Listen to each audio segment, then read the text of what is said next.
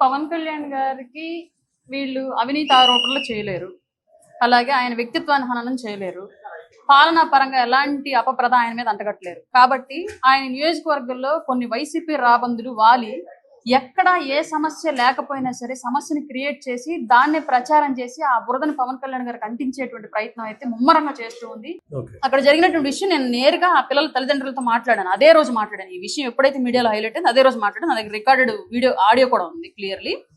అతను చెప్పిన విషయం ఏంటి అంటే, మా పిల్లలు కొంచెం దేహదారుఢ్యం బలంగా ఉన్నారండి, అవతల వాళ్ళ పిల్లలు కొంచెం వీక్ గా ఉన్నారు, దెబ్బలు అవతల వాళ్ళ పిల్లలకి తగలటం మూలంగా ఇది ఊళ్ళో రెండు సామాజిక వర్గాలకో లేదంటే అటు తల్లిదండ్రులకి ఇటు తల్లిదండ్రులకి పెద్ద గొడవలు అయిద్దని చెప్పేసి హెడ్ మాస్టర్ గారు సమయస్ఫూర్తిగా కొట్టినటువంటి పిల్లల్ని బయట నించోబెట్టి మీ అమ్మా నాన్నలను తీసుకొని పోండి లేదంటే పెద్ద గొడవలు అవుతాయి అని దెబ్బలు తిని బాధపడుతున్నట్టు పిల్లలను లోపల కూర్చోబెట్టి, పైగా ఈ బయట కొట్టినటువంటి పిల్లలు ఎవరైతే ఉన్నారో వాళ్ళని ఒక మాట అన్నారు. సహజంగా ఏమంటారు, మీ నాన్న కూలి పని చేసుకుంటున్నాడు మీరు అదే చేసుకుంటారా, మీ అమ్మగారు మొక్కజొన్న పొత్తులు అమ్ముకుంటున్నారు మీరు కూడా అట్లాగే అమ్ముకుంటారా, మరి ఇవన్నీ పక్కన పెట్టి చదువుకుంటే కదా మీరు పైకి రాగలరు, ఉద్యోగాలు చేయగలరు, మీ తల్లిదండ్రుల కష్టాన్ని తీర్చగలరు అని చెప్పేసి ఆ హెడ్ మాస్టర్ పూర్తిగా తమ బిడ్డలకి ఎలా అయితే భయం చెప్పుకుంటాడో విద్యా బుద్ధులు నేర్పిస్తాడో అదే స్థాయిలో చెప్పడం జరిగింది.